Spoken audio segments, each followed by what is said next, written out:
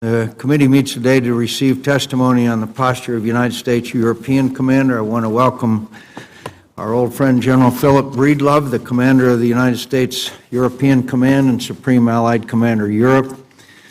General Breedlove, I want to thank you and your family for your dedicated service to the nation.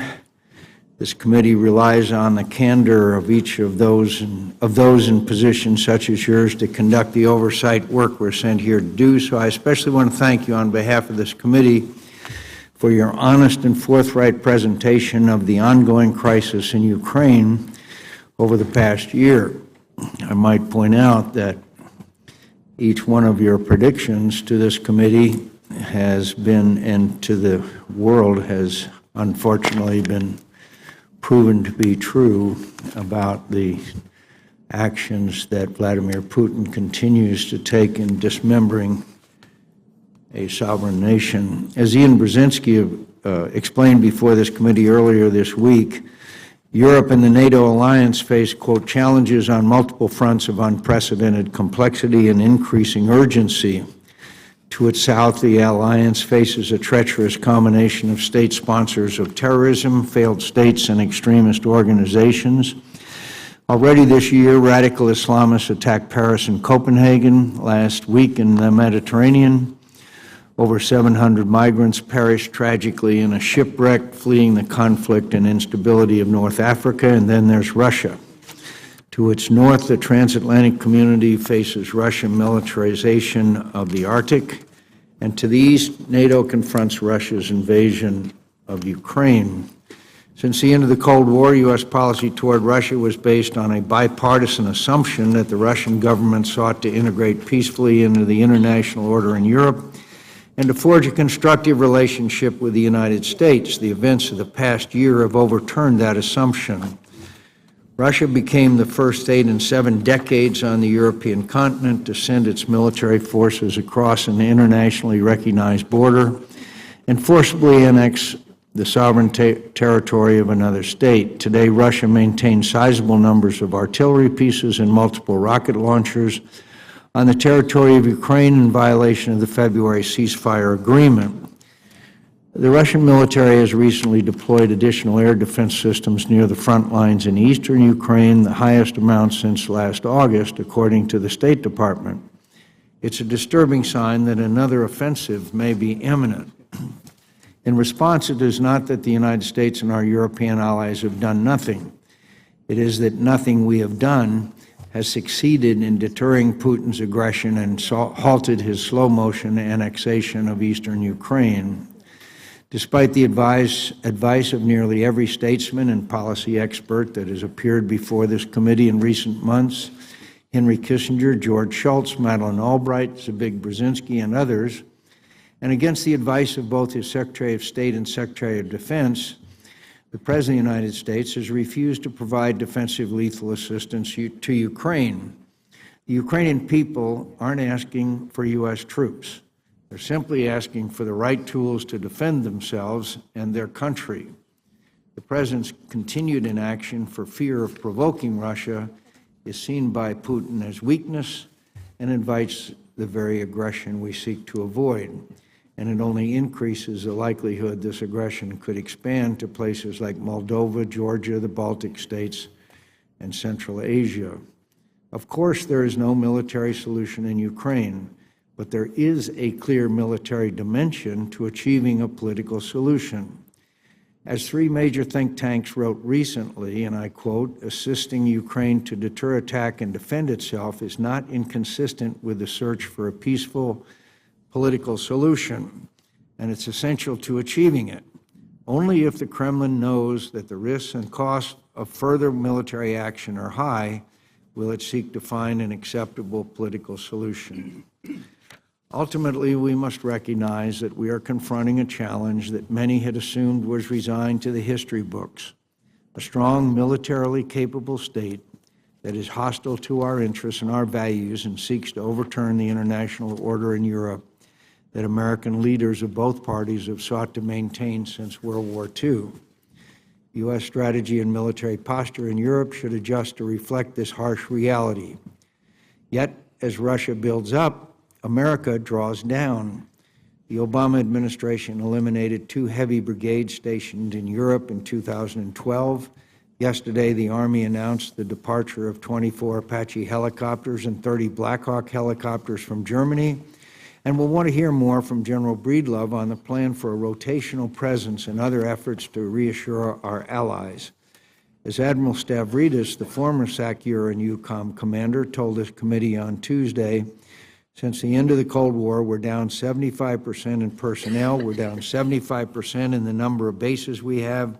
We have, in my view, come to a line that we should not continue to diminish that presence further. I'm also concerned about the fact that too many of our NATO allies continue to fail to provide for their own defense.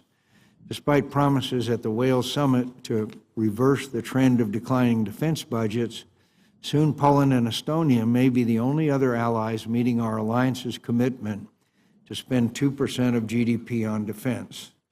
In response to the broader challenge that Russia poses to security in Europe, it's not that the United States and NATO have done nothing.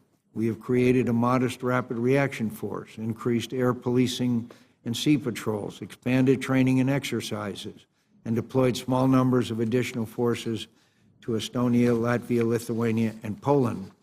The problem is the actions we have taken seem inadequate to the scope, scale, and seriousness of the challenges we face. None of us want to return to the Cold War, but we need to face the reality that we are dealing with a Russian ruler who wants exactly that. The reason for maintaining a U.S. strong military presence in Europe is the same as ever, to deter conflict and aggression. But we must revisit the question of what it will take to achieve this goal when confronting a revisionist Russia that is undergoing a significant military modernization and that is willing to use force not as a last resort, but as a primary tool to achieve its neo-imperial objectives.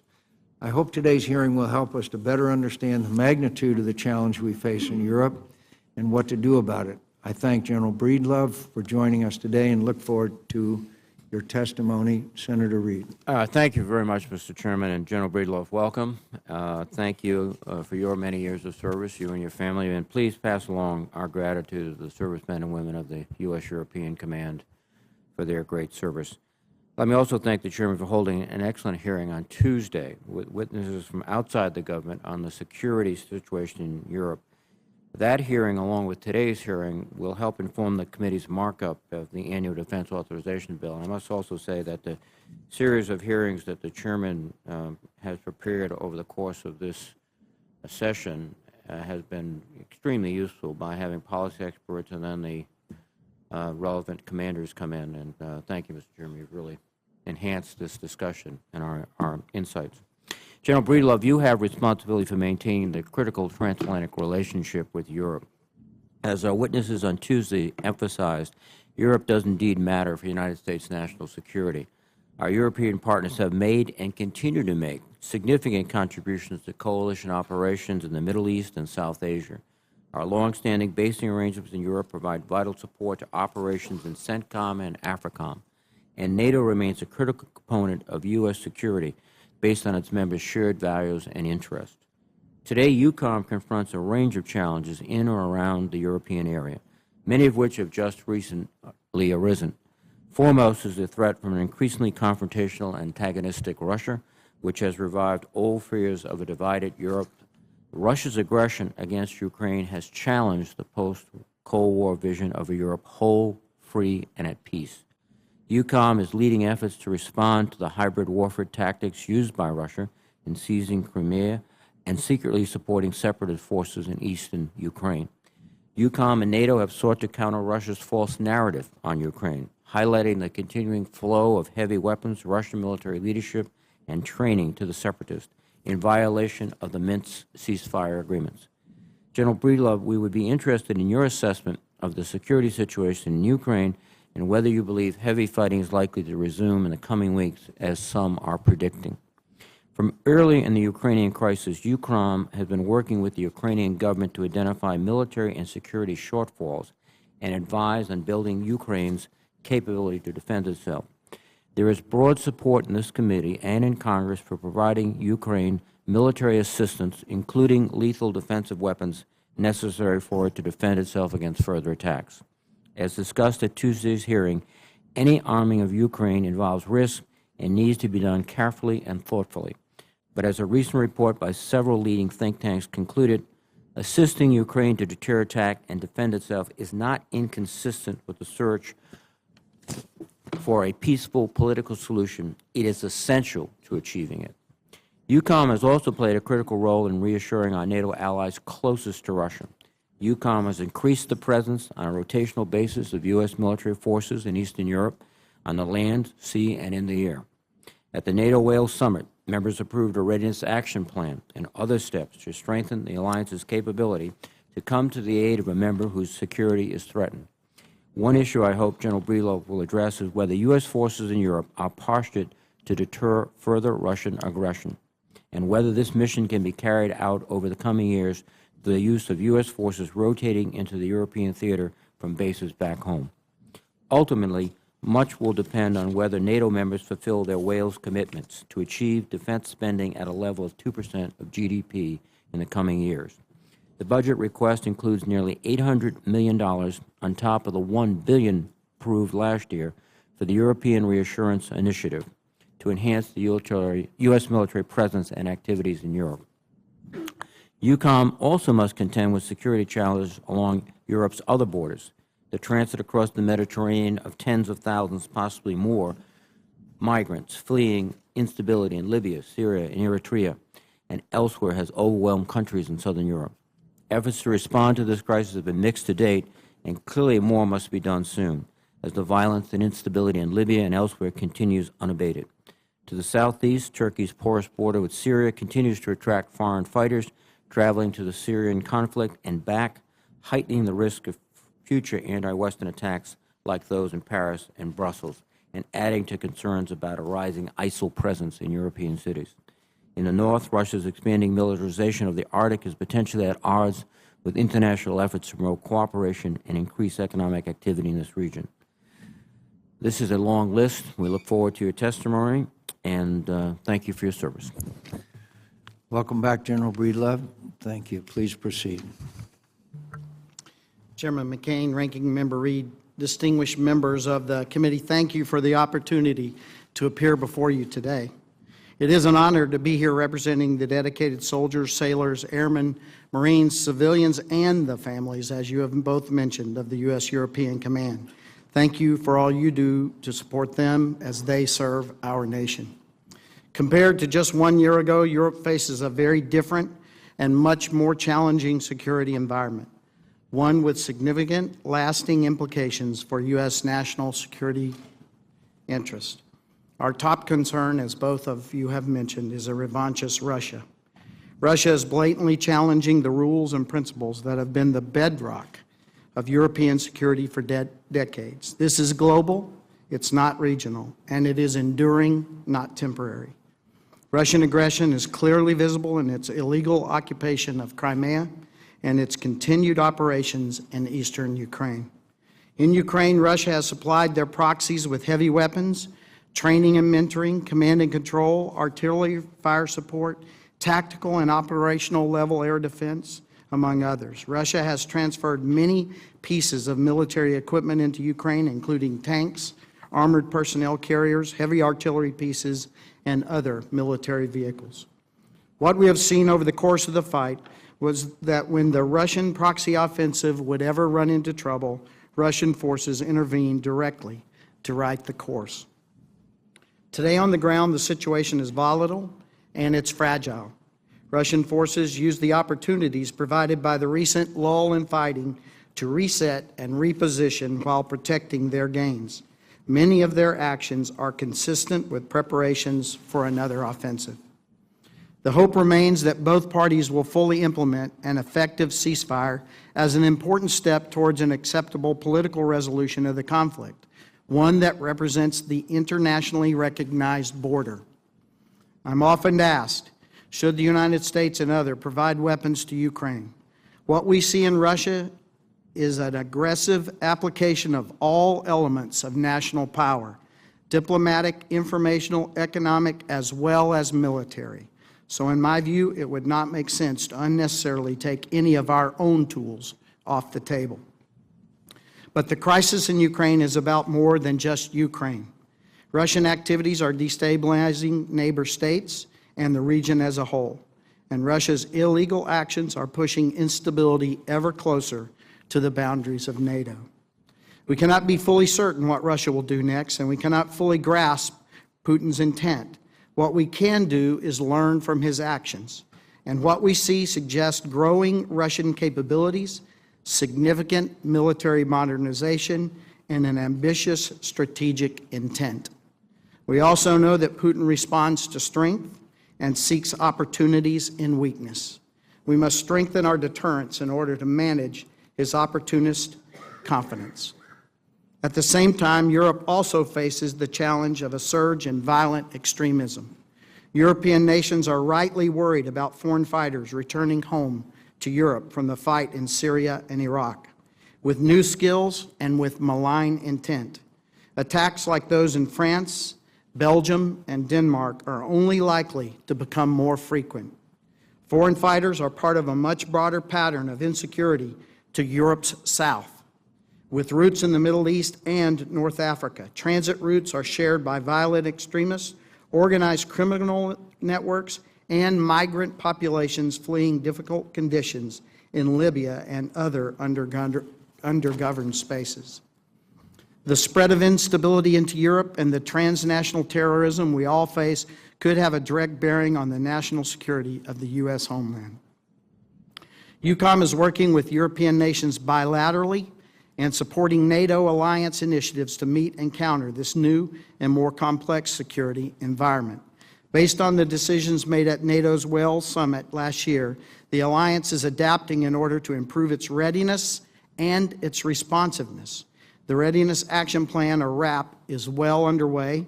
Our allies are stepping up, making contributions that give them a real stake in the outcome.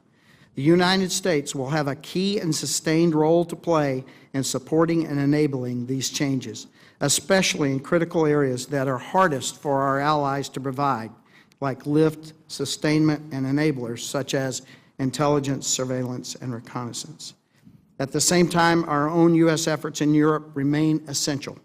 Our leadership is perhaps more important now than at any time in recent history. Since Russian troops illegally occupied Crimea last year, U.S. forces under the banner of Operation Atlantic Resolve have continued to take concerted steps to assure allies of our commitment to their security and to Article 5 of the North Atlantic Treaty, the common defense cornerstone of our transatlantic security. EUCOM air, land, maritime, and special operation forces have maintained presence in all three of our NATO allies in the Baltics, Poland, Romania, and Bulgaria, as well as the Black Sea, providing an array of capabilities including airborne armor, mobile infantry, light fighter, strike fighter, advanced air, and maritime presence, in addition to training, advising, and exercising with host nation forces. You have made most of this persistent presence possible through your support of the European Reassurance Initiative, or ERI. The assurance measures it supports enable the alliance to remain strong and cohesive in this new security environment.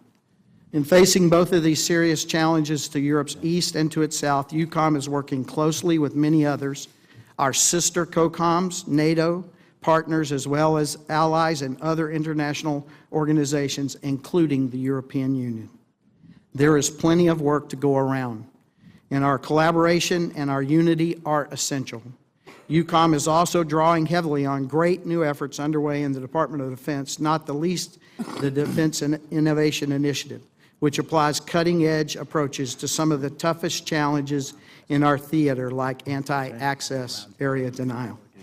The strong threat posed by Russia and the growing challenge to the south lead me to three areas where EUCOM could particularly use your help. First, sufficient persistent forward presence. Our forward presence in Europe is the bedrock of our ability to assure allies, to deter real and potential adversaries, and to be postured to act in a timely manner should deterrence fail.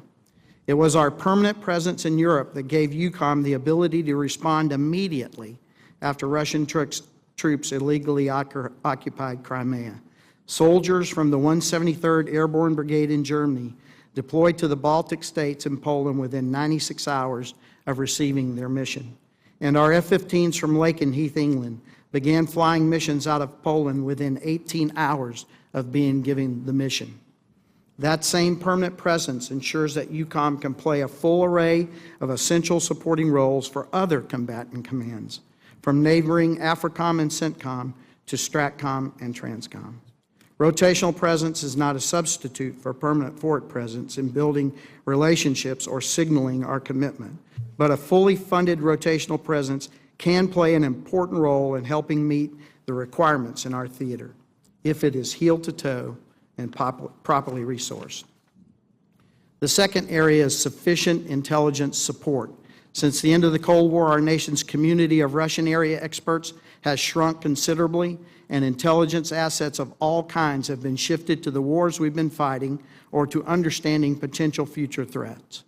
Russian military operations over the past year in Ukraine and the region more broadly have underscored that there are critical gaps in our collection and analysis. Some Russian military exercises have caught us by surprise, and our textured feel for Russian involvement on the ground in Ukraine has been quite limited. Earlier indications and warning and the ability to better understand Moscow's thinking and intent are absolutely critical for avoiding future surprise and miscalculation, for deterring effectively, and for preparing to respond if required. Getting this right requires more ISR, high-power analytical support, and appropriate intelligence sharing with allies and partners. The same holds true for effectively waging counterterrorism and counter-ISIL operations in and through the European theater. A small investment in this capability could lead to a large return in our understanding of the complex challenges we face. Third and finally is sufficient future resourcing. In the near term, EUCOM's particular request for your support for European Reassurance Initiative for fiscal year 2016 is important. Your support for ERI in 2015 demonstrated commitment to our allies, increased our ability to shape the European theater, and allowed EUCOM to build and sustain the capacity of our allies and partners. The request for ERI in FY16 builds on this initiative. Key components include maintaining air superiority presence, participating in NATO exercises, supporting the rotational presence of an armored brigade combat team, pre-positioning equipment, funding the Global Response Force exercises, and fostering SOCUR engagement with partners and increasing Guard and Reserve participation across the theater. We understand these assurance measures come at a cost, and in the current budget environment, additional cost means making tough decisions. As a result of previous constraints, our EUCOM readiness has already assumed greater risk. Specifically, our deployment timelines are longer, our preparations are less robust, and our fundamental ability to deter and defeat in a timely and effective manner is less sure than it was a decade ago. As Secretary Carter testified recently, further reductions would damage our national security and have a direct and lasting impact on our ability to protect and defend the nation in and from the European theater. Meanwhile, the security challenges in and around Europe are growing sharper and more complicated.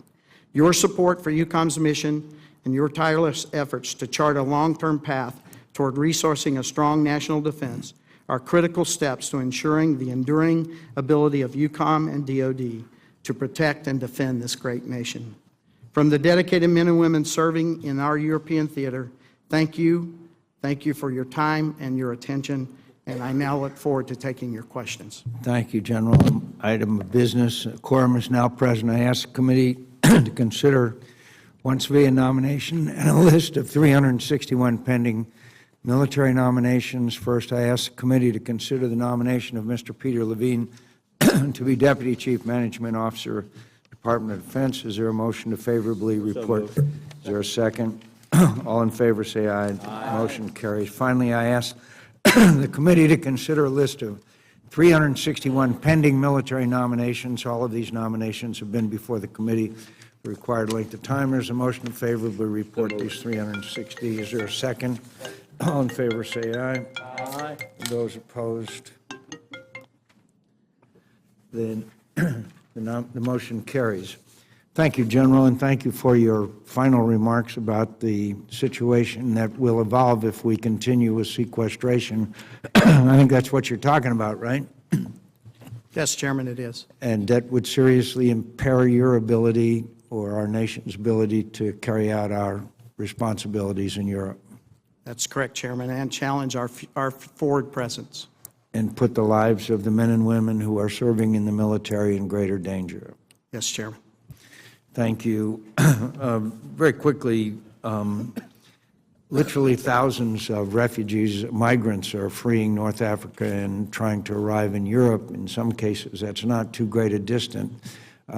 Wouldn't it be logical for terrorist organizations like ISIS to maybe place some people on those boats and transport them to Europe? Chairman, this is one of our great concerns and also one of the great concerns of our allies. Have we seen any indication of that so far? Chairman, I can't talk to specifics, but I will look into that and get back to you. I have not seen specific named reports yet, but we are following several threat streams.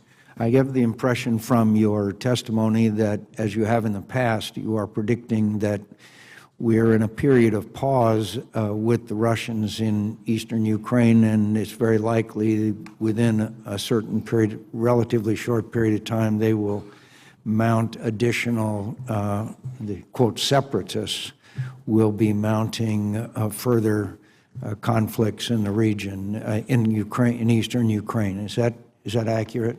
Chairman, I cannot accurately predict what they'll do, but I can watch what they have done in the past and what they have done in this lull, as you correctly described. During this lull, we have seen a period of what I would call resetting and preparing, training, and equipping to have the capacity to again take an offensive.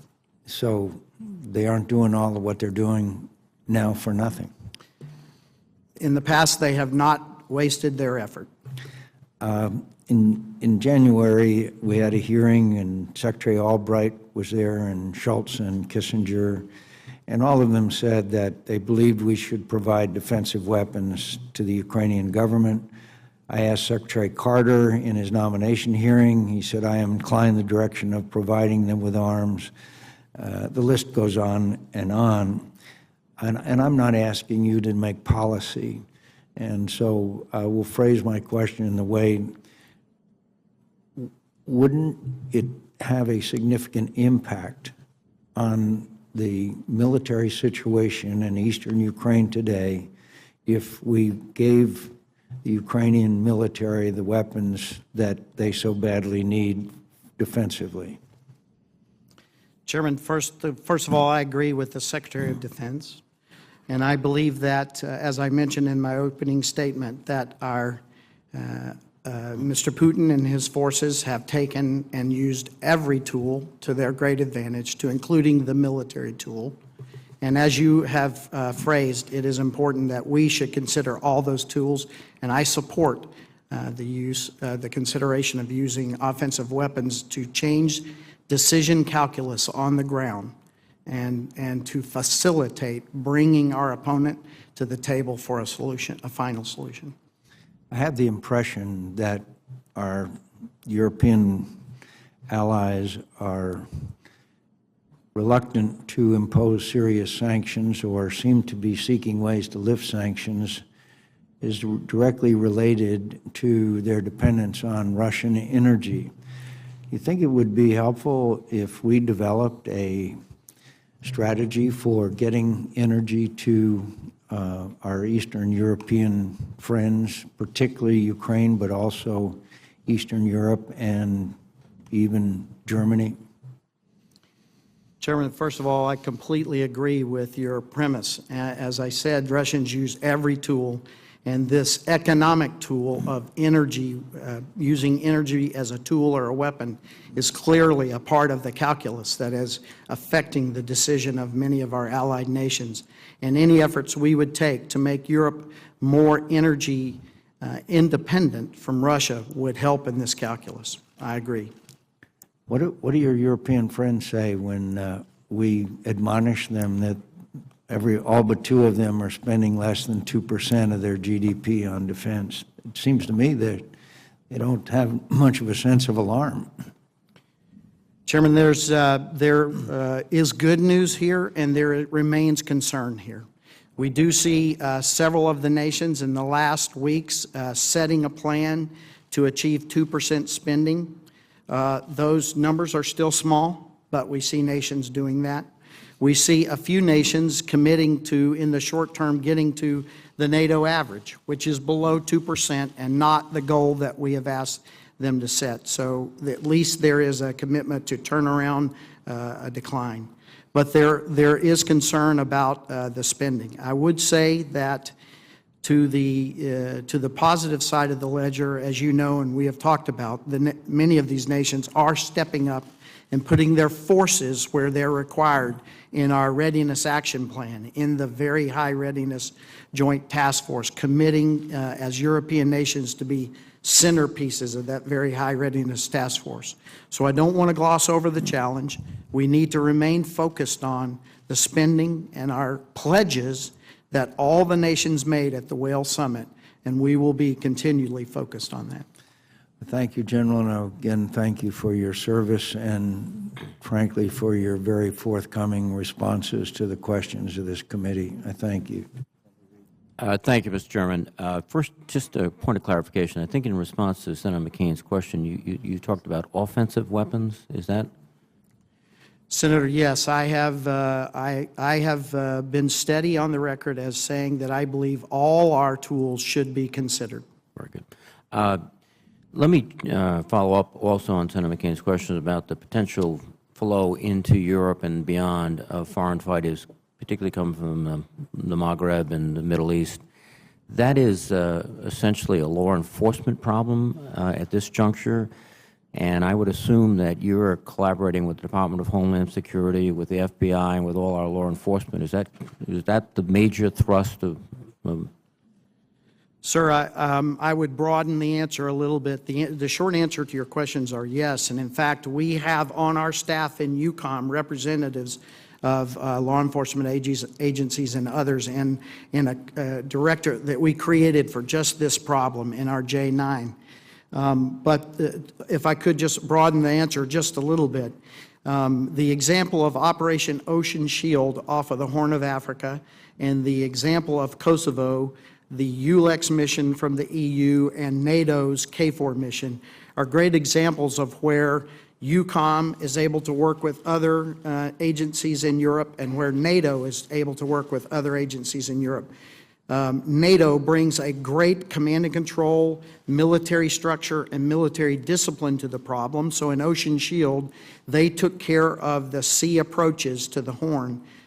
And then the EU has that great all-of-government, more Ministry of Interior connections to judiciary, to policing, and others. And so the combined excellence of NATO military with the European Union's ability to reach ashore and do, these nexuses are where I think we have a lot of good to do in the future to problems like the foreign fighters that both you and the Chairman have identified. But part of this is being able to rely upon Homeland Security, FBI, et cetera, and in the same context of your issue with sequestration, if these departments fell under sequestration, if they had limited resources, that could materially affect your ability to stop this threat? This is a broad response required across those agencies as well as military agencies, Senator. Thank you. Let me ask folks on Ukraine. There are several dimensions. The two most significant, the operational readiness of the Ukrainian military forces and the economic reforms that they have to undertake to literally survive. I think we had a chance to talk about this in the office. Sure. Can you give us your, we focus significantly on situation of weapons, but what are the top sort of items that they need to be operationally capable of resisting? It's not just weapons, it's a list, and in fact, you might sort of prioritize the list.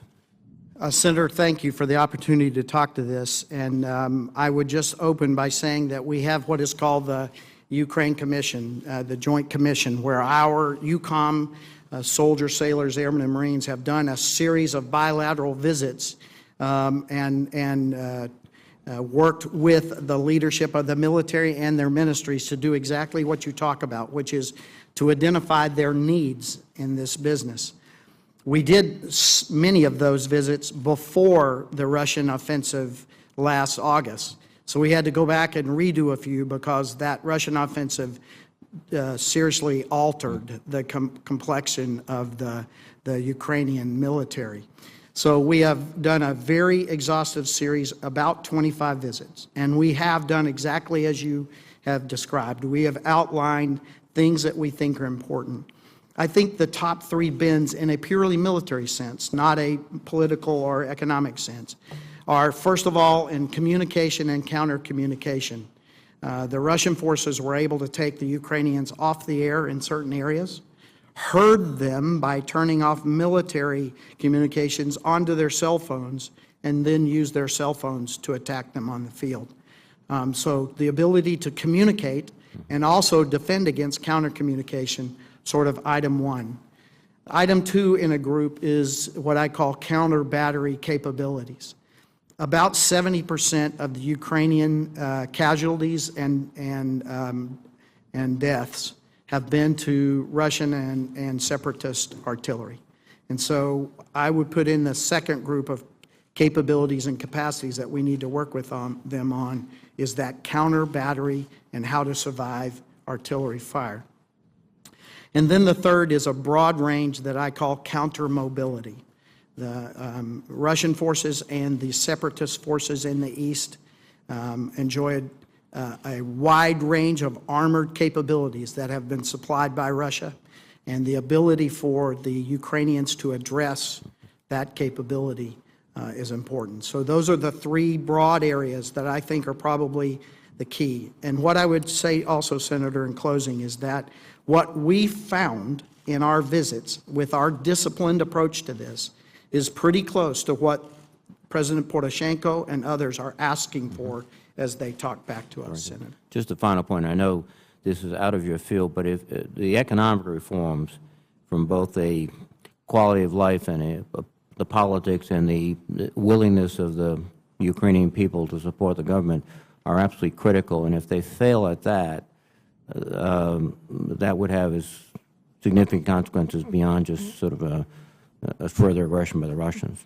Senator, as you know, I'm in and out of Ukraine, and as I have talked to both the President and the Prime Minister, they were both elected under a format of reform to economic and also getting at corruption. They both know they have to deliver, and this is important. And it's hard to deliver on that kind of reform when you're in the field fighting. We need to get that fighting over so that they can begin to address the issues that their electorate put them in office to correct. Thank you. Senator Sullivan.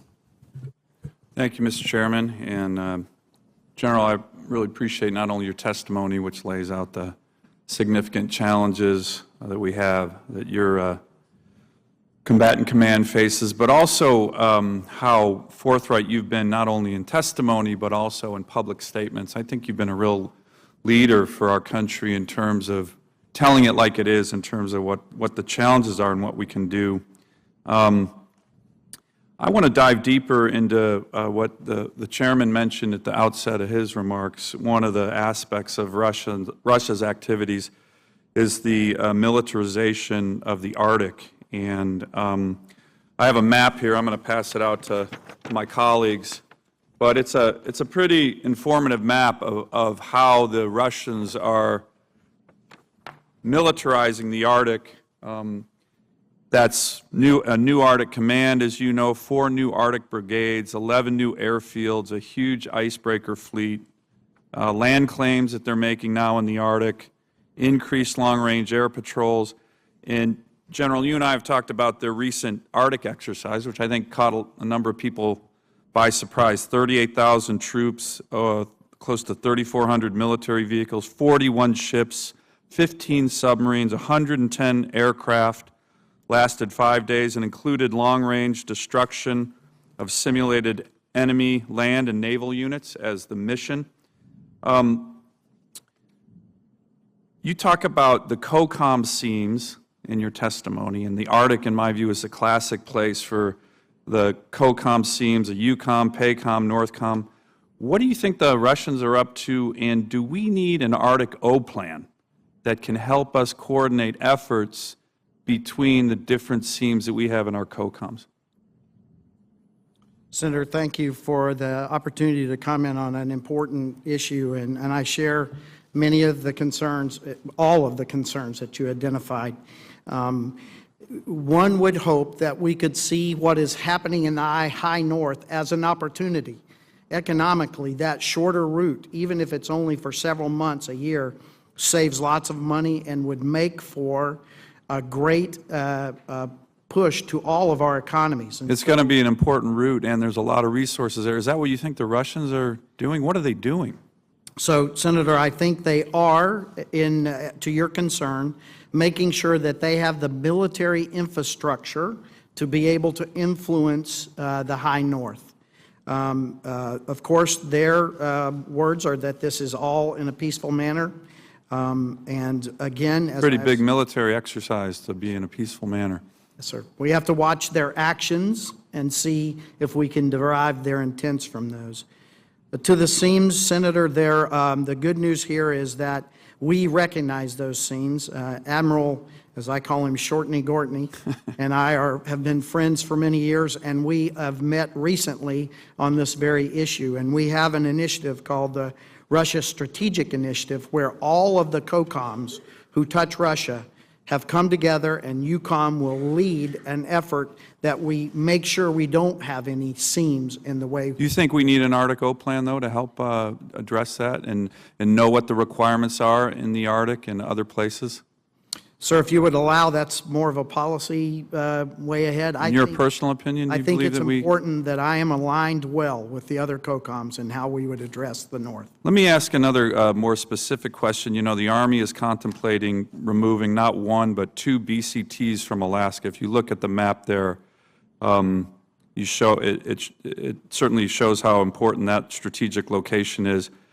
Many military officials have testified in front of this committee that they think that would be a bad strategy in terms of the signal it would send, our readiness. In light of your testimony that Putin responds to strengths and weaknesses, and that a critical element of our strategy is a persistent forward presence, and that your PACOM counterpart is focused on a, quote, rebalancing of forces to the Pacific, in your personal opinion, given all of these items, do you think it makes sense to reduce one Army soldier in Alaska, let alone 1 or 2 entire BCTs, particularly our only airborne BCT in the entire Pacific and the Arctic? And what do you think Mr. Putin would think about us removing 1 or 2 BCTs from the Arctic at this time when he's certainly trying to muscle his way into there? Senator, the Alaska and the forces in Alaska are critical to our approach to Russia. You rightly recognize that this is a strategic area and an important area, and Putin will be watching. I don't mean to be flip, but it's an important area for General Breedlove because his young daughter and serves in this service as well and will soon land in Alaska to serve for the next 3 years. Oh, we'll be glad to host her. So, Senator, this is important, and the signature that we have there to be able to respond is important. I know that the Army is facing some physics problems as it relates to funding, and I'm not tracking their thought process there, but I do believe it is important that we keep the right capabilities to address aggression in the North. Should we remove 1 single soldier from Alaska right now? Sir, I would ask maybe that the Pacific Commander would be better positioned to answer that. I would not recommend reducing our capabilities in the North. Thank you. Thank you, Mr. Chairman. Thank you, Mr. Chairman, and thank you, General Breedlove, for your testimony today. I want to talk about a different seam. I'll pick up on Senator Sullivan's talking about the seams, the seam between EUCOM and AFRICOM. You talk about your eastern flank challenges and your southern flank challenges, and a number of the southern flank challenges are because of instability in Africa and North Africa. And I think it's important for the committee just to kind of be reminded, EUCOM and AFRICOM share a lot of resources, correct? That's correct, Senator. And the resources that you share are getting pretty stretched, because just as you talk about increasing challenges in the EUCOM region, if General Rodriguez were here, he would talk about the number of increasing challenges in AFRICOM, whether it be Boko Haram, Lord's Resistance Army, ISIL or Al-Qaeda, splinter groups, Al-Shabaab, AQIM. He would be singing the same tune about increasing challenges, correct? Yes, Senator, and I think there's just a couple of things to mention here that are good and challenges. First, with AFRICOM, we have an authority that COCOMs have never had in the past. The Secretary of Defense has given us the authority at the COCOM level to share forces quickly and easily when required, and the two commanders agree that those forces should be shared, and this process works very well between Rod Rodriguez and myself and our staffs. That's good. But to your other point, sir, I would like to seize on that just a moment. Our forces in Europe, which I share with General Rodriguez, have been sized over the last 2 decades for Russia that we were looking to make a partner. And so our forces have come down, as was described in the opening remarks, drastically since the end of the Cold War. And our headquarters size has come down drastically across the past few years. We are now the smallest COCOM headquarters in the military. And so now we do, as you correctly point out, we face literally what I call 3 new missions and 3 new threats. First and foremost, as we described earlier, a revanchist Russia, which we're not sized for. Second is this entire problem that the ranking and the chairman both spoke to, of this flow of migrants and other people out of the undergoverned spaces in North Africa. And then third is this Iraq, Syria, Levant problem that could lap over our great ally to the east, Turkey's borders, and become a problem. And so our forces in Europe were not sized for any of those 3 challenges. And if I can just sort of summarize, you were not sized for these challenges. You share resources with an AFRICOM that is also seeing a significant uptick in challenges, and you're dealing with the potential reality of a budget sequester that would impose an even tighter tightening of the belt at the very time when the challenges are increasing. So this has got to be something that keeps you up at night.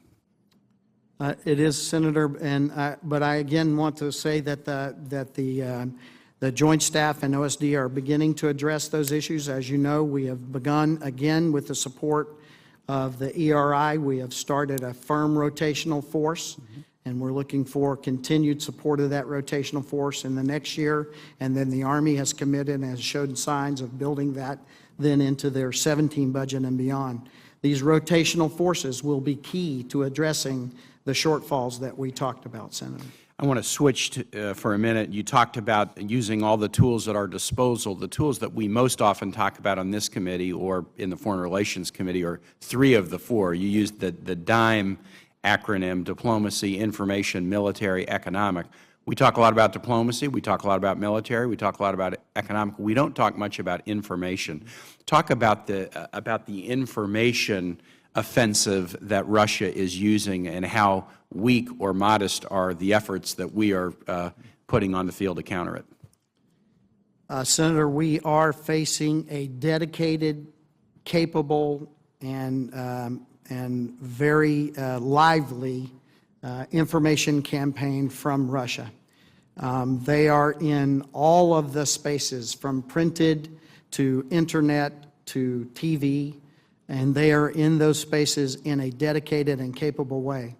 I will use a number that I have seen reported and in the papers. I do not know it to be true, but Russia has put over $330 million, we think, into these campaigns in the very recent past in order to win these spaces. And their TV capability into our northern Baltic nations is very impressive.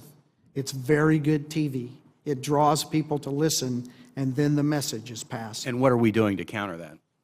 So we are we are in a very beginning stages of organizing to get after this. The Department of State has a dedicated team now. I will meet with that team next Monday here after the weekend to discuss how we in Europe can move forward in this business. We do have capability in some of our special forces to help teach and train nations to deal with this challenge, and we are doing that. Our Special Operation Forces are working with the capitals in our allied nations, and now also our NATO forces are beginning to look at these challenges as well. I think that's a big challenge ahead. Thank you, Mr. Chairman. Thank you, General Breedlove. Thank you, Mr. Chairman, and thank you, General, for joining us today. In September of last year, NATO allies agreed at Wales to, among other things, quote, reverse the trend of declining defense budgets, to make the most effective use of our funds, and to further a more balanced sharing of costs and responsibilities, close quote. Now, between 2001 and 2013, the U.S. share of total allied defense spending increased from 63% at the outset to 72% at the end of that period. While allies have decreased their spending on average by 20% since 2008, according to the Congressional Research Service. So I've got a couple of questions for you that relate to this. First, do you think increased military investments by our European allies, both individually and also collectively, would likely help us deter Russian aggression? And also, how do you think a more balanced sharing of costs and responsibilities might impact U.S. national security and also its fiscal interests?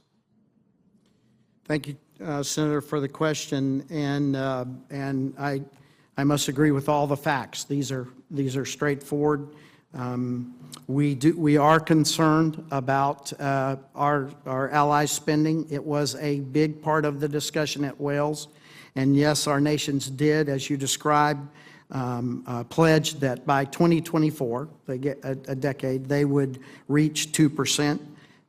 As I mentioned earlier, we see nations now, a few of them, I think as many as 5 have now made a pledge to increase their spending, but this is a slow process, and the nations that are closest to the problem are more apt now to be forward in their increased spending. But we do see other large nations, even today, news of a large nation committing to increase spending. Will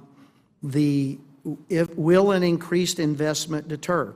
Not if spent unwisely, but if we increase investment across all of our allies and invest in those capabilities that do add to our military deterrence value, yes, it can make a difference.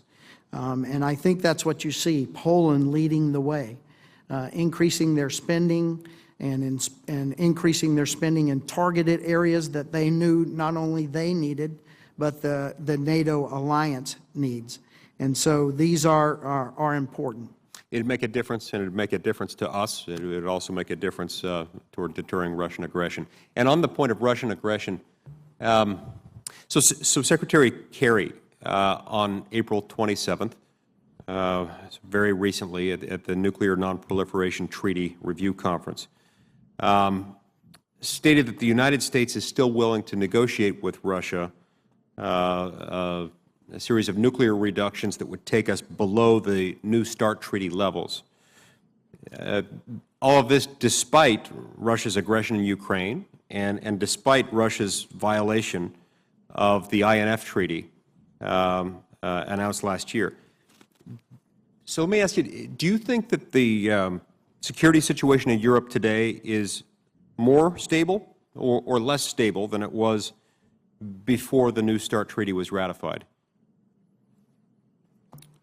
Senator, I would say that the security situation in Europe is less stable, but it's not based on the nuclear piece. That's not what worries me. What worries me is Russia as a nation now adopting an approach that says they can and will use military power to change international borders or take over international states. That's what I truly worry about every day. And I share that concern, and you're right to be worried about that. And in light of that, and in light of your experience as EUCOM commander and working at NATO, do you think negotiating a new nuclear reduction treaty should be a higher priority for us right now than addressing Russia's violation of the INF Treaty or its aggressive behavior toward its neighbors like Ukraine? So, Senator, I kind of agree with your construction at the end there. It's very important that we continue to address I think, a lot of people's primary concern, which is this more conventional problem. And your point about the INF, this is very concerning. We do need to address what we all recognize is operations outside of the INF, and we do need to address that. I see my time's expired, General, and Mr. Chairman, but I cannot fathom a world in which we would see that it would make any sense at all for us to negotiate further nuclear reductions with Russia when Russia is in violation of existing treaty obligations and Russia is behaving the way that it is toward neighbors like Ukraine. I cannot fathom it, and I don't think the American people can support it.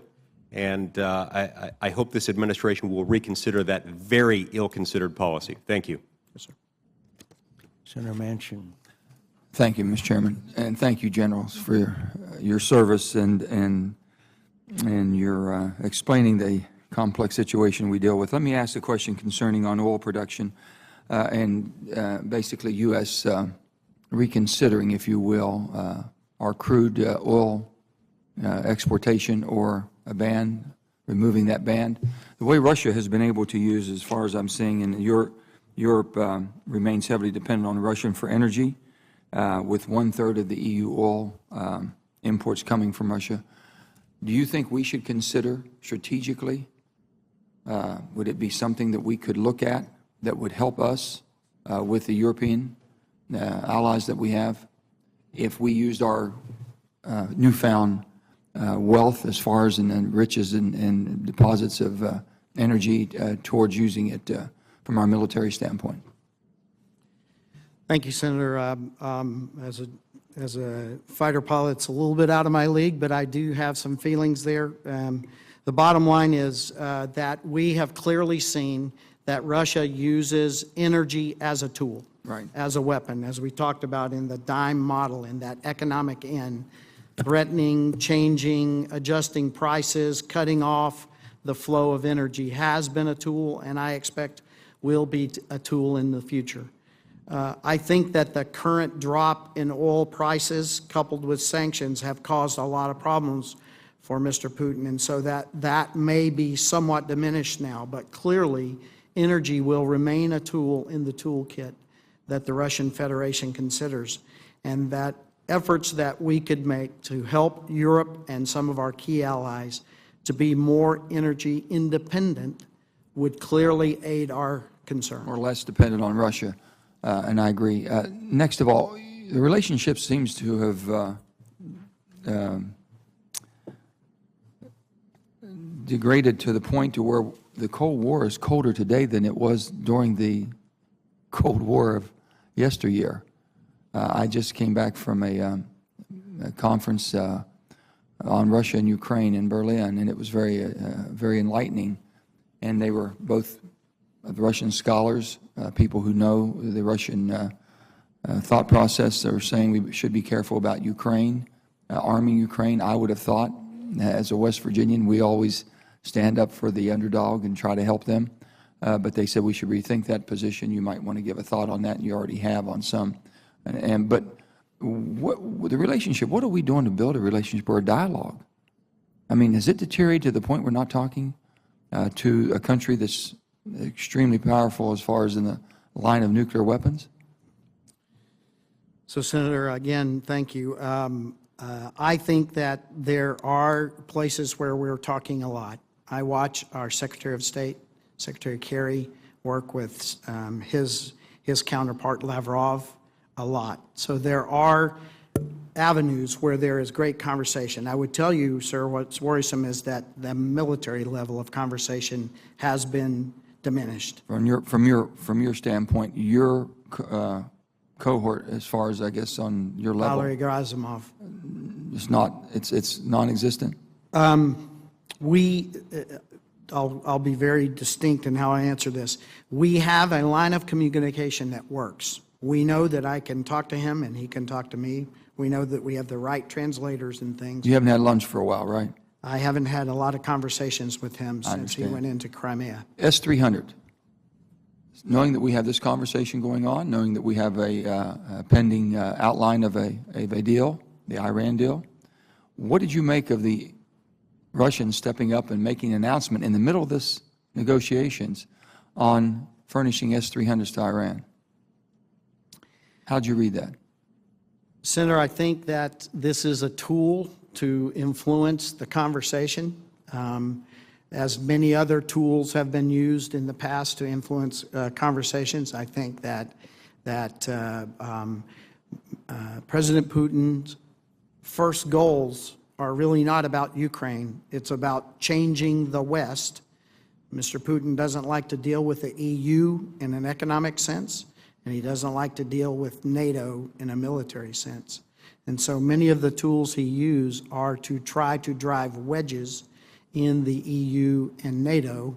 And if he can divide those organizations, then all the other things he needs falls into place. And I think that he uses many tools to force these conversations. But the P5+1, we're working with him on this whole framework, and here he is, it looks like, undercutting it or basically sending a different message completely. How are we going to trust that he would be part of the P5 if we have to make some decisions or participate? I agree with your concern. I have some others, but we'll talk later. Thank you so much, General. Senator Fisher. Thank you, Senator. Good morning, General. It's nice to see you. As you know, General Rodriguez testified that he thought Libya-based threats have the highest potential of threats in his region to increase risk to the United States and the European strategic interests in the next 2 years. Do you share that concern? And are you satisfied with the response that we have had to that crisis in Libya?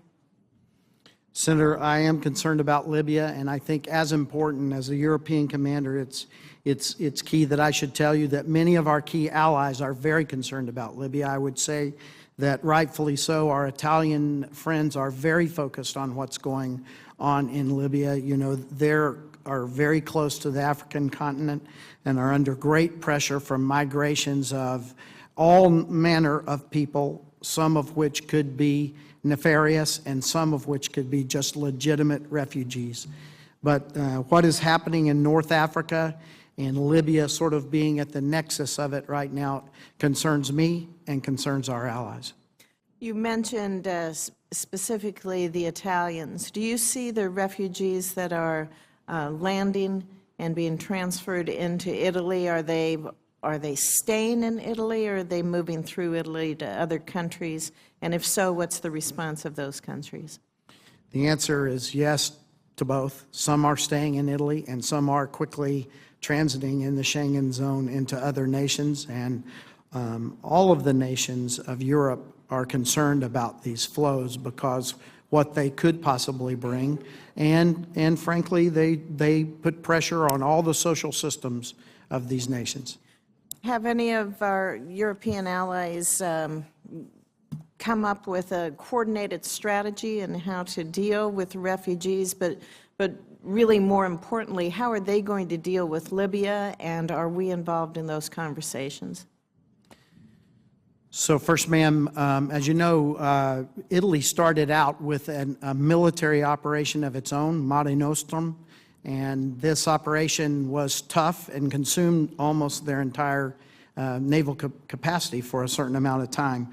That military operation has been supplanted now by a European Union operation, which is right now being stressed pretty badly by what is happening on the Mediterranean oceans. And you've seen a couple of disastrous results here recently. These are concerns, and the nations are talking about how to handle it and how the nations that are most effective may need other nations' help. It is primarily a conversation inside the EU because this has a lots of reaches into what we discussed earlier. These are, in many cases, Ministry of Interior issues when they come to the land as opposed to Ministry of Defense issues. But the answer, ma'am, is yes, we are talking and we are looking at this problem. And I expect that it will be a growing conversation because this problem will get worse before it gets better. If I can move back to some of the questions and responses you had on the INF treaty violation that the Russians committed, have they acknowledged that they violated that treaty yet? Ma'am, I don't think they've acknowledged. What they continually do when we bring up the INF issue is they point to how the West has busted the INF. They continually point to our missile defenses as being outside of the INF. They point to some of the test missiles we have used in the past, et cetera. So the conversation is we address what we think they're outside of the INF, and rather than answering, they address where they think we're outside of the INF. So what actions have we taken to date to respond to their violation? Are we being forceful in any way in trying to get the Russians to respond to us in any kind of meaningful way, or are we going to continue with this back and forth cat and mouse game? Senator, I actually think that the Department of State and Secretary Gottmuller is pushing pretty hard on this. And that's the first stage of this, is to try to do this through those kinds of conversations. So I am actually maybe a little more optimistic than you sound at this point on Rose Gottmuller's efforts and how she's working it. I appreciate your comments, and thank you, sir, for your service. Thank you, ma'am. Thank you, Mr. Chairman. General, I understand you had some discussion with Secretary Sullivan. I had to be at another committee meeting briefly on the question of the Arctic. I'd like to put a slightly different twist on that. 5 of the 8 Arctic nations are NATO nations. Are they taking this seriously? Are they engaged? Has there been communication in terms of NATO's position with regard to the Russian buildup in the Arctic? Senator, thank you. Yes, our NATO nations are concerned about this. While only 5 or 8 are allies, others are very close partners in the way that we do business. And so the 8 nations, of course, are on the Arctic Council together. The United States took charge of the chairmanship of the Arctic Council this year. We also work closely with Norway and another venue in the Arctic. So there is a consorted concern. Nations are not completely unified in the approach yet, but there is strong conversation about what is it that we do going forward. Would you agree that one of the things we certainly need to do is infrastructure in terms of things like icebreakers? We're woefully under-resourced in terms of that kind of asset. Is that correct? Is that your understanding? Sir, I have had the same report you have, and we are limited in our icebreaker capacity, and I think it is important that all of the Arctic nations now begin to look at what are our capabilities and capacities to deal with this new environment. Thank you. To go back to, there was a moment in your opening remarks that caught my attention, and I don't think I wrote it down exactly, but it goes to the question of the Ukrainians and arming the Ukrainians. And you said something to the effect, when the proxy forces run into trouble, Russian forces step in to right the balance. that goes to the heart of my concern about arming the Ukrainians. And the consensus seems to be developing that that's the right thing to do. My question is, does not the principle that you stated in that sentence apply, and that our arming of the Ukrainians would simply provoke a counter reaction from Russia, a kind of escalation? And have you gamed that out? Where does it stop? They're not going to ignore our more direct intervention in terms of lethal arms, and I'd like to know your thinking on that. Senator, thank you. This is one of the toughest things that we look at and consider, and we are wargaming and tabletopping to work our way through it, because I have been consistent in my remarks and other testimony that, yes, we need to be intellectually honest that anything we do is going to provoke a Russian response. This is the way they do business. And I have also said, Senator, that inaction is also an action, and the Russians will react to it. As I said in my opening statement, Mr. Putin does understand weakness and takes advantage of it. So we need to look at both sides of the ledger, and we are doing that. We have all agreed, and as the chairman mentioned in his opening statement, we do not believe that there is a good course in trying to arm the Ukrainians to the points that they could defeat Russian forces in the field. No one thinks that's the path ahead. What we do believe is that we should consider changing the decision calculus of Mr. Putin, and that's what we look at. And we acknowledge, as you have said, that if we do consider and eventually yes or no on more lethal weapons, it could have a detrimental effect as well. Everyone around here is trying to psychoanalyze Mr. Putin, but do you believe that his incursion or his support of the separatists in the Ukraine was provoked by Russian national strategy, if you will, of trying to piecemeal rebuild the Russian Empire, the Soviet Union, or was it provoked by his concern that the Ukraine was moving too closely toward the West? There was talk of joining the EU, talk of joining NATO.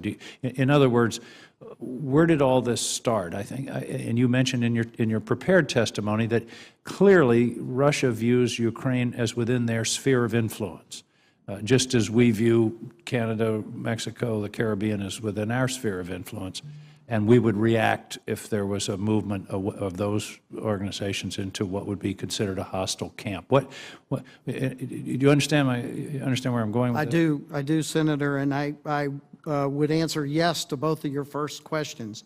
Yes, this is partially due to the sudden movement as the government changed following the Maidan. That certainly had a part of the calculus. Also, there, as you rightly described, I think the question is, was that the motivation or an excuse? That's what I would.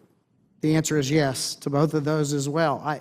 There are those who have said, and I follow the logic that, and it has been reported recently, that Mr. Putin had designs on Crimea long before any of this. You've seen it reported in the press.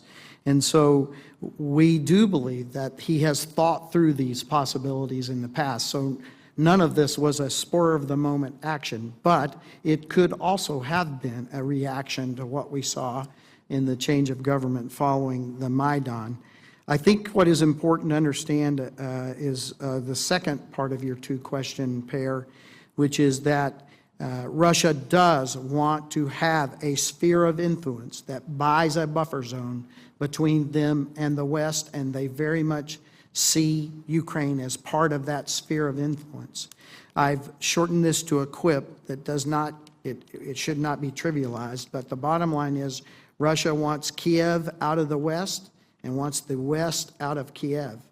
And he would like to have Russia driving all of the levers in what happens in Ukraine to maintain that in the future. And I think that's where this is headed. Thank you, General, for your thoughtful answers, and thank you for your extraordinary leadership on this difficult issue. Sir. Thank you. Didn't he also say on many occasions the worst event of the 20th century was the breakup of the Soviet Union? Senator Ernst. Thank you, Mr. Chair. Thank you, General, very much for being here today, and thank you for your service and your staffs as well.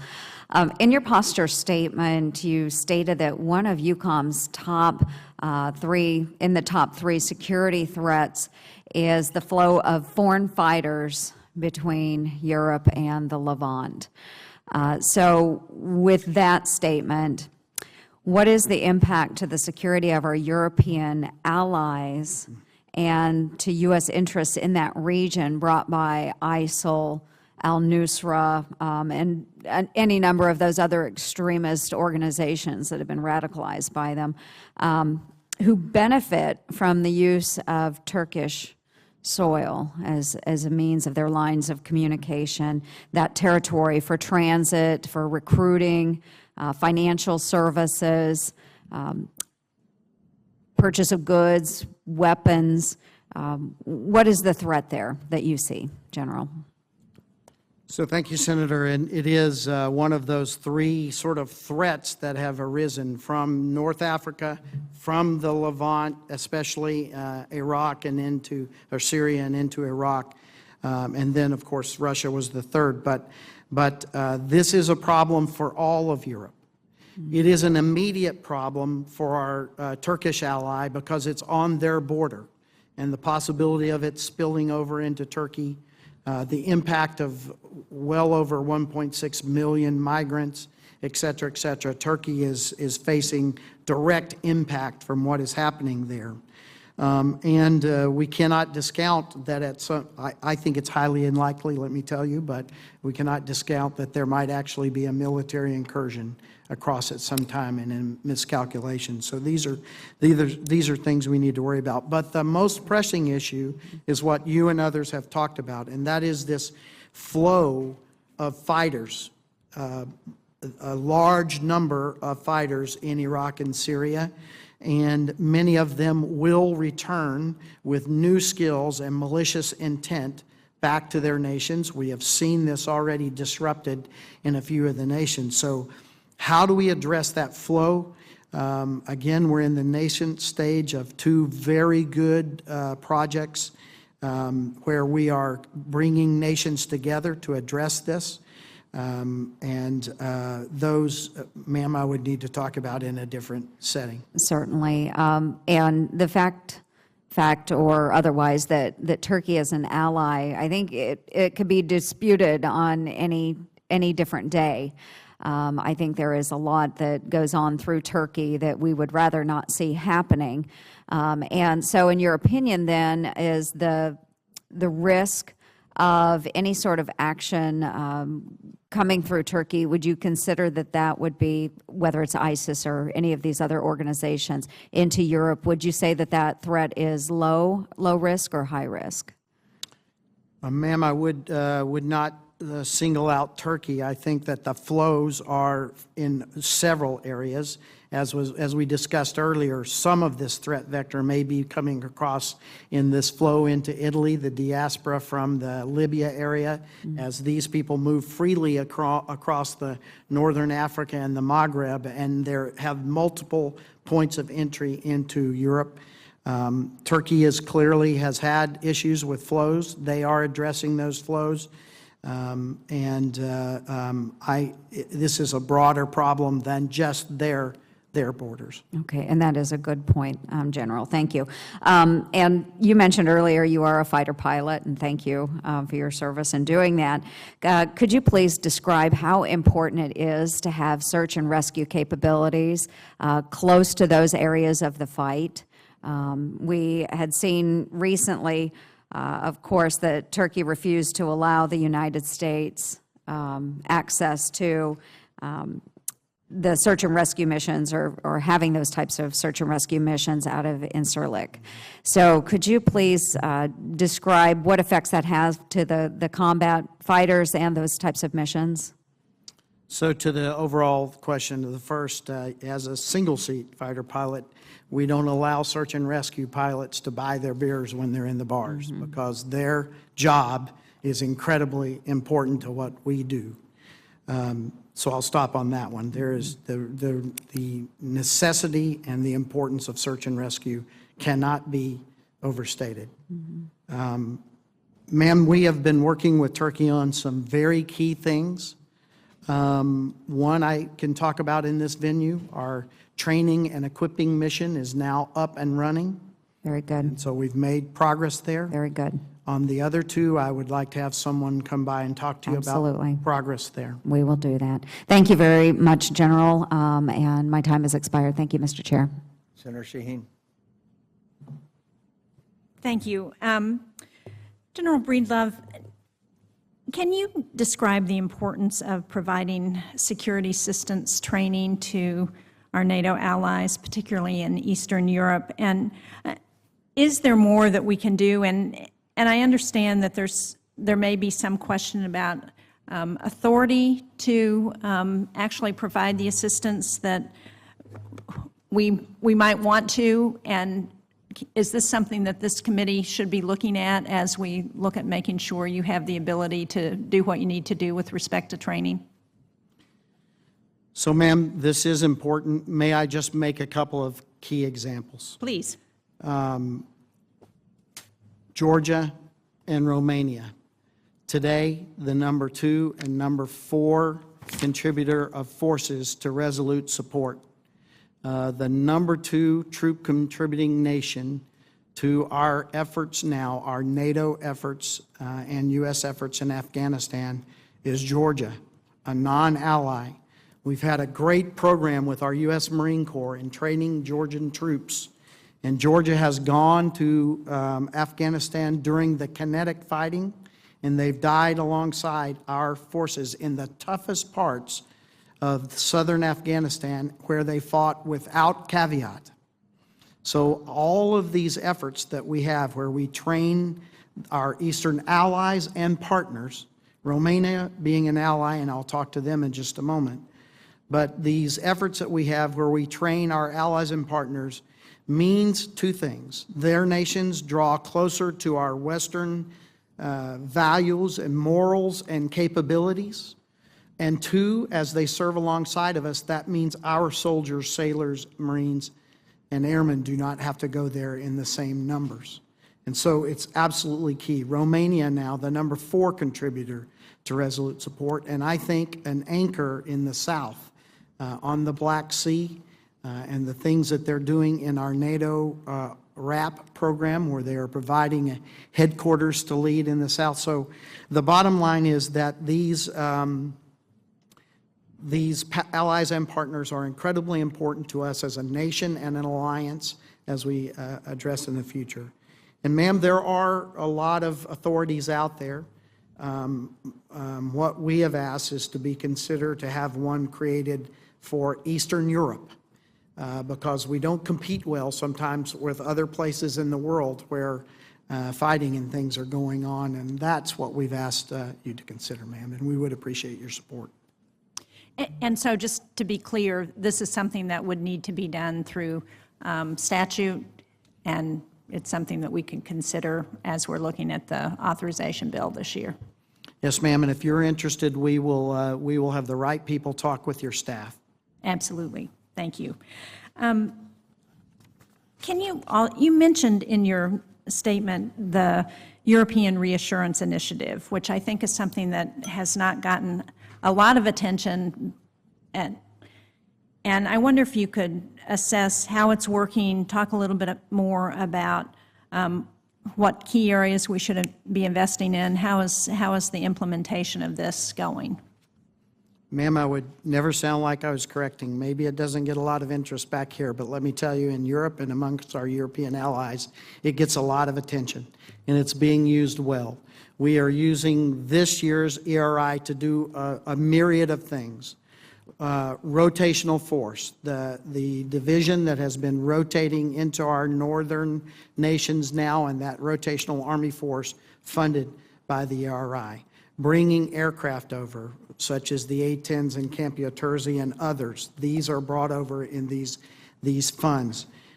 Second of all, if I could show you on a map where all of the investments in infrastructure have been made, you would see a very clear move to the east and the south into our newer nations, providing them with small things that would help us if we had to rapidly reinforce, fixing railheads, fixing landing strips and cargo pads, things that allow us to more quickly join that partner if we had to in the first. And plotted on a map, you would see a string of investments that is demonstratively in the east and in the south to address these new nations. And so the ERI has had a direct impact already, and as you know, ma'am, we have asked for it to be continued in 16. So you are feeling positive about how it's going, and the response from our European partners has been very positive? Yes, ma'am. Thank you. My time is up, but I just wanted to echo the comments that you made about Georgia's contributions to the Afghanistan effort and to support for NATO. I agree. I think they've been a terrific partner and hopefully will continue to be. Thank you, General Breedlove. Senator Yatt. Thank you, General, for your service and leadership. I wanted to ask you if another Benghazi-type attack occurred tomorrow or tonight in North Africa, would European Command be better prepared to respond more quickly and effectively to this type of attack in a region that we see even more activity, more terrorism, and more instability at this point? Senator, first and foremost, AFRICOM would be better prepared to respond to this attack. And part of the reason AFRICOM would be better prepared is because of our hosting, preparing, training on a day-to-day basis of those forces that AFRICOM would use. As you know, AFRICOM, we share forces with AFRICOM. Our special forces, our airlift forces, our fighters that are on alert are all EUCOM assets, but are at the ready to rapidly support AFRICOM if it goes forward. AFRICOM has been given a special purpose MAGTF crisis response, which we host EUCOM host primarily. You host that response team, correct? I do, ma'am. Yep. And Morón Air Base in Spain. And today we have several pieces of it deployed forward to be even more ready because of concern. So the answer would be we'd be in a better position, I hope? Yes, ma'am. Good. That's really important. I appreciate that. And one of the questions I wanted to ask about, the Associated Press reported today that Russia has significantly deepened its command and control of the militants in eastern Ukraine in recent months. And this greater level of Russian involvement has evidently resulted in a new term called Combined Russian Separatist Forces. General Breedlove, can you comment on that? Have you seen increased levels of Russian command and control of the separatists, which I think none of us were under any illusion from the beginning that they were controlling these separatists, but it seems that they're upping their game in that regard. I do agree with that, and I agree with the reporting. And if that's the case, and we look at what's happening right now, and I know that you were asked earlier about some of Russia's other activities, including its violation of the INF Treaty. You know, one of the things that concerns, I think, all of us is that Russia doesn't seem to be getting the message with the sanctions that are in place alone right now, and with some of the support we're providing in the absence of lethal weapons. So how do you provide assurance to us that we can stop Russia from further destabilizing eastern Ukraine, and that the world understands? I mean, we you know, these separatists are really, we might as well just call them what they are, Russian agents. Ma'am, it's a broad question, and I'll try to attack it in a couple of pieces here. We do see a very distinct Russian set of command and control in the eastern part of Ukraine, and that, I think, has become necessary for them because there was disunity in some of the earlier attacks.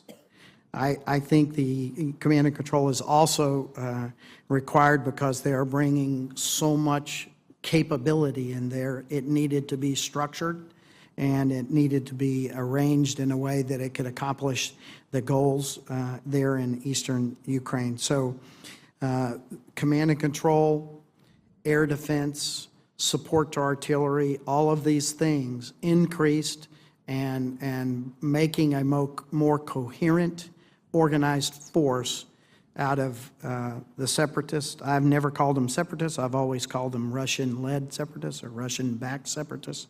There is a new term out there. I think that term is being created because it is becoming much more structured by Russian leadership.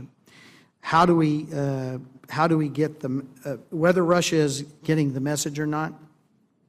There has been a lively conversation about whether what we have done has affected Mr. Putin's calculus. I must admit that in the past I did not think much so, but I do now believe that Mr. Putin is concerned about further sanctions and some of the things, and that may be affecting how he currently does things in eastern Ukraine, but we really have no way of knowing one way or the other. So can we expect, since we've heard from some of our European partners, including Germany, that they don't believe we should provide lethal weapons, can we expect them to double down on sanctions, at least in terms of where Russia is right now? And I hope that this is something that they don't back off on, and in fact we increase sanctions. Ma'am, I really am unable to speak to what our allies are thinking about, but we hear all of these discussions and debates going on now about keeping the pressure on, and I think there is a strong current which says that both sides of the agreement need to be held to meeting this 12 February agreement that was made in Minsk, and that will have a direct bearing on whether sanctions are relieved or not.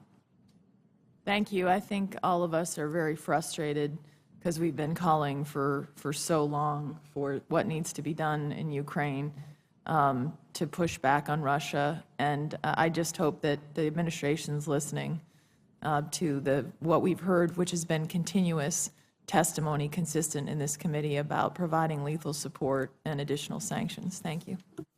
Senator McCaskill. Thank you. I'd like to talk a little bit about the immigration crisis. We now have some of our NATO allies that are down to spending less than 1.5% of their GDP on defense. Obviously, we've had a tragedy that has occurred with hundreds of people going to their death because of their efforts to immigrate to Europe from Africa and parts of the Middle East.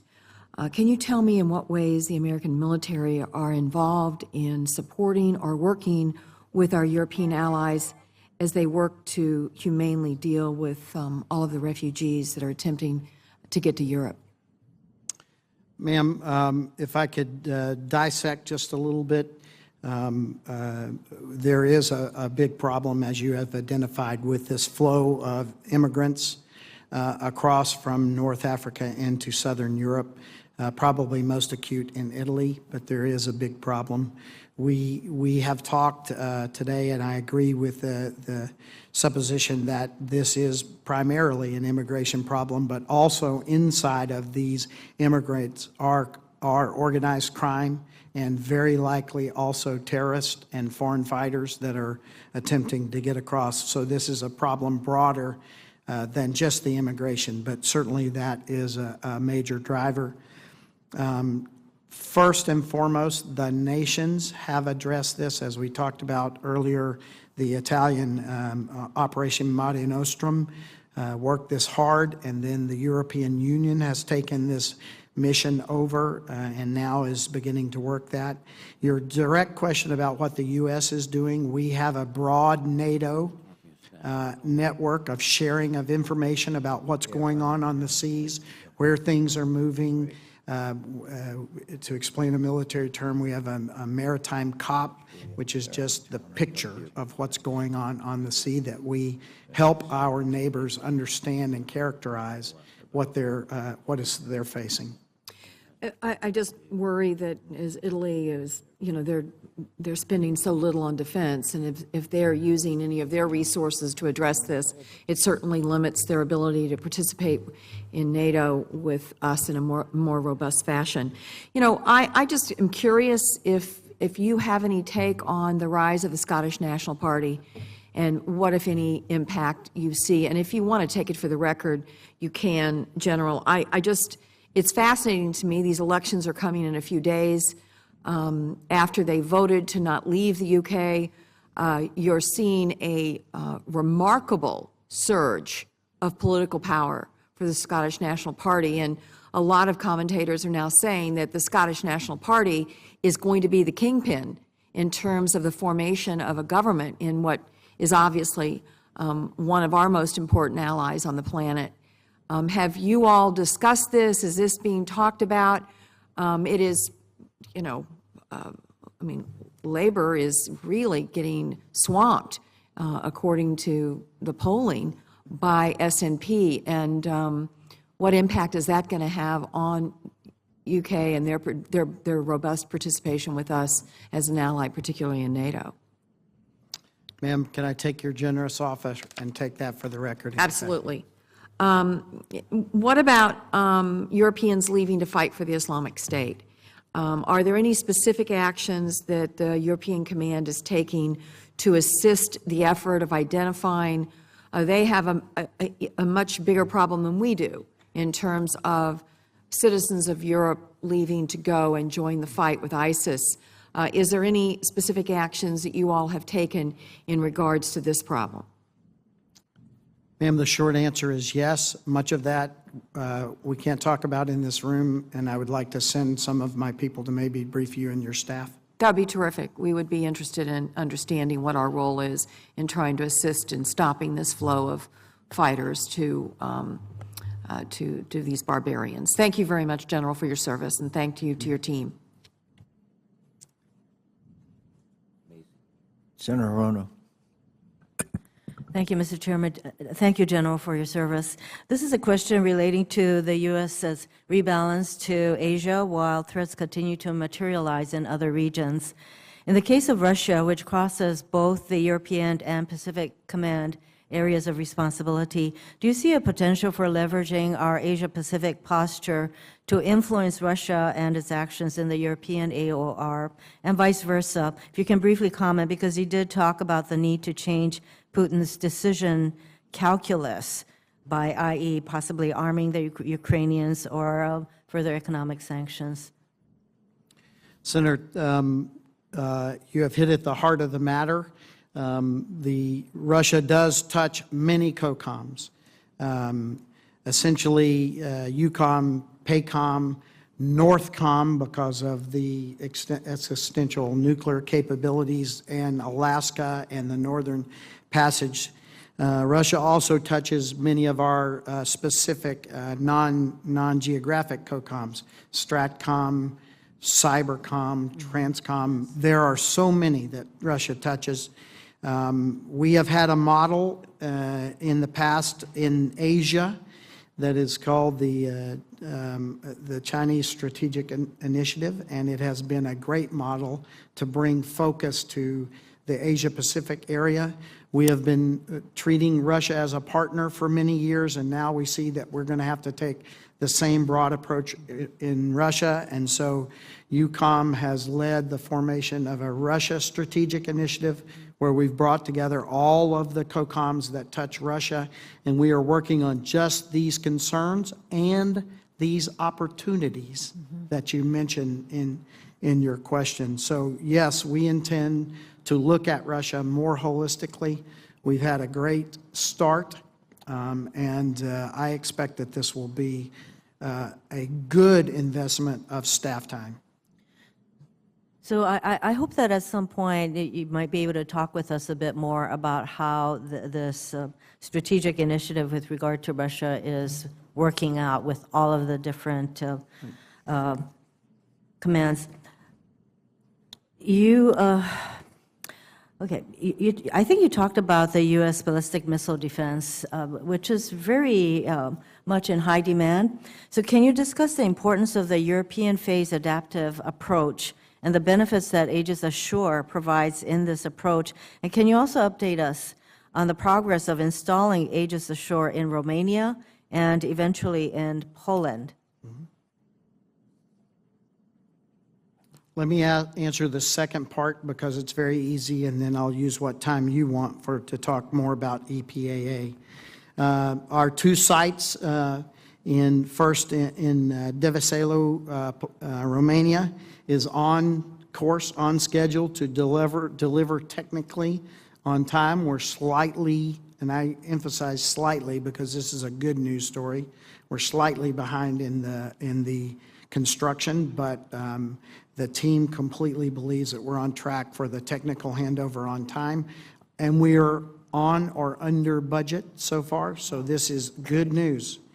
To the site in Poland, we are just this week have signed almost every one of the agreements that are required in order to start that work, so I think we are on track on our site in Poland as well.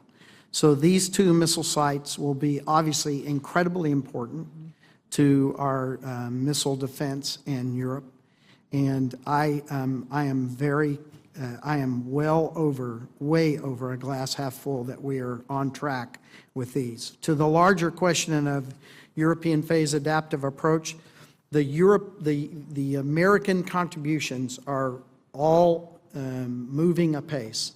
We will close out with our 4th destroyer in Rhoda this year on time.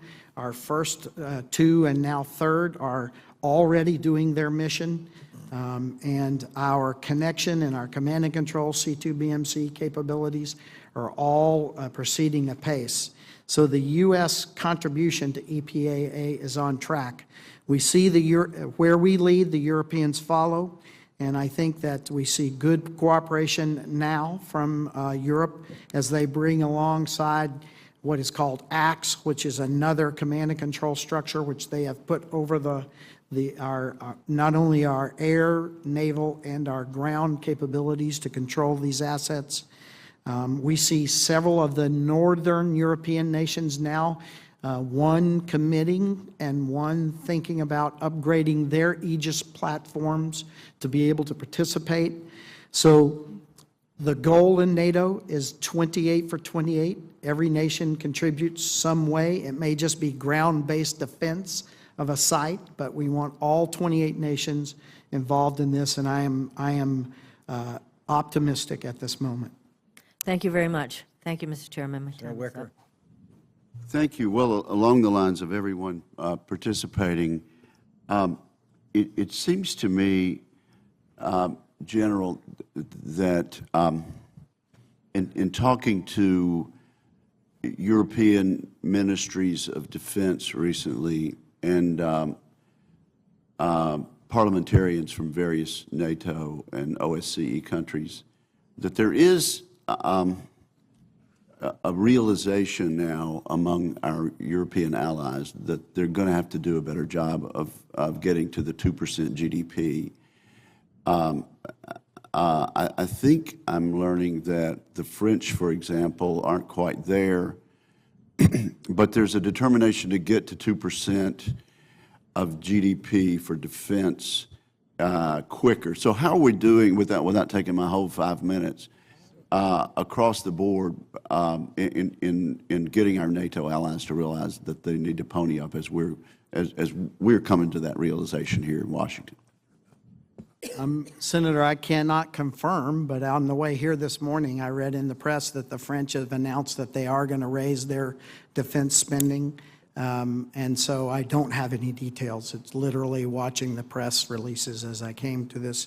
But this is, I think there are several nations that are trending in the right direction here. I must admit that most of them are those nations that are in our easternmost positions in our alliance, but we do have nations, Poland, others that are doing the right thing with their investments. But there are still challenges. The nations made this pledge at Wales, as you know. They gave themselves to 2024 to arrive at that. We see nations moving out now. In general, the trend is... But we certainly need movement in the right direction well before that. Sir, I agree completely. And do you agree, General, that it's not so much our persuasiveness as the reality of what they see and the actions of people that would be our adversaries over there? That is correct. And Senator, the other piece of this also is that with their forces, they are beginning to do all the right things. Great commitment to the VJTF by 6 of our largest nations, European nations committing to be the center brigade of the VJTF. The United States will not be that center brigade right now, and so 6 European nations. You know, with regard to the thing that Chairman McCain started out talking about with the supplying defensive weapons to our Ukrainian friends, he noted that Madeleine Albright, Henry Kissinger, Secretary Carter, and I think you said you agree with the Secretary of Defense, have all expressed publicly before this committee support for arming our friends with defensive weapons. And I would simply point out, these are not jingoistic cowboys. You know, they're very thoughtful people. They're some of the most preeminent experts we have, and we have the benefit of their counsel here. It seems to me that with a substantial portion of our NATO friends, there's a nervousness that somehow giving people the ability to defend themselves with defensive weapons is going to be a provocation to Mr. Putin and allow him to gin up his propaganda machine. So could you comment on that? And then I do want to ask you about being caught by surprise with what happened in eastern Ukraine. So if we could squeeze that in my few moments. Senator, a weapon is a weapon, and whether it's defensive or offensive is sort of in the hands of the beholder of the weapon. But there is, as you have acknowledged, yes. Yeah, as you have described, Senator, rightly, there is a conversation inside of our alliance. There are nations that do want to provide lethal weapons, and there are other nations who do believe that this is not the correct approach. It is a lively debate, and my position has been stated. Well, let me just ask you. To me, it was stunning to hear you admit that we were caught by surprise, and I think you were referring to what happened in Crimea and eastern Ukraine. If we had, and I think you said that right before you advocated a small additional investment in ISR. If we had already had that small investment, would that have prevented us from being caught by surprise by these little green men coming into, men dressed in green uniforms coming into Crimea? And what would we have done had we been aware with better ISR and better intel? Right. Senator, I'll have to go back and look at the way I use those words. We have been caught by surprise, but mostly it's as it relates to some of these large exercises, like this last exercise that started off being billed as an Arctic exercise. It really turned into a Western military district, Southern military district, and Arctic exercise. And yes, sir, we were caught by surprise for that. In fact, our first tipper to that came from social media, which is an interesting thing. But my concern is that we are in a position where, for all the right reasons, over the past decade and a half, we have refocused our intelligence apparatus, our analysts, our tools on the wars that were going on and on the new threats. And so I blame no one for these decisions. We were focused in areas like Afghanistan, Iraq, Syria, Levant, etc.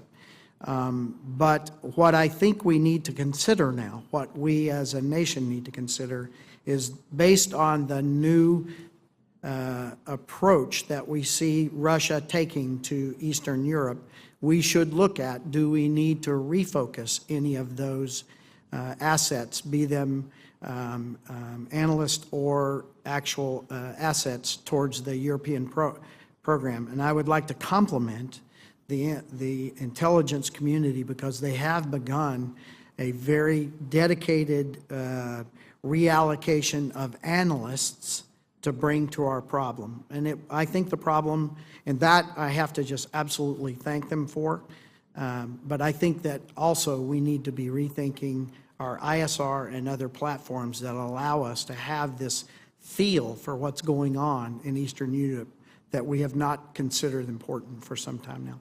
Thank you very much. Well, I just commend you, and I'll have to say, apparently the decision makers in this town have decided that we will rebalance toward the Asia Pacific, and that may be the right decision, or it may not. But I cannot think of a troop that's in a hotter spot than you are, and I hope that this Congress and this government understands that the area of responsibility over which you preside is indeed very, very consequential to us right now, here and now. Thank you, sir. Senator Graham. Thank you. What's the likelihood, in your view, that Moldova will be in Putin's crosshairs in the next year? Senator, I think it is an area of his concern and emphasis. I think you are aware, and it's fairly open knowledge, that the forces in Moldova have been retrofitted with new equipment, et cetera, across the past year or so. And we see the sort of interest and rhetoric in that Transnistria region that is concerning, and now we... Is it kind of almost what we saw in Crimea?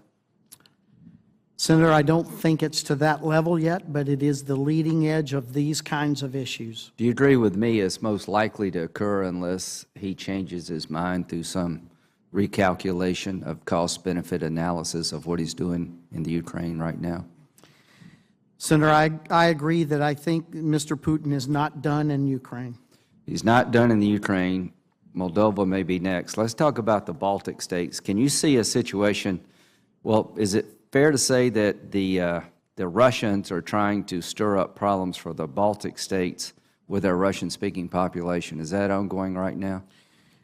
Senator, I think some of the information outreach to these Russian speakers around Eastern Europe, specifically in the Baltics, is searching for the word. It is very good. As we talked about earlier, Senator, before you came. Good from a Russian point of view. Sir, exactly. Bad for us. Very sophisticated was the word I was looking for, and I couldn't find it. What's the worst case scenario for the Ukraine? Senator, I worry a lot about the military problem. I worry almost more about their fiscal issues. We desperately need for Ukraine to be able to address the things that the people of Ukraine voted for in their last election, and that is to reform in a lot of ways, and second, they need to get their fiscal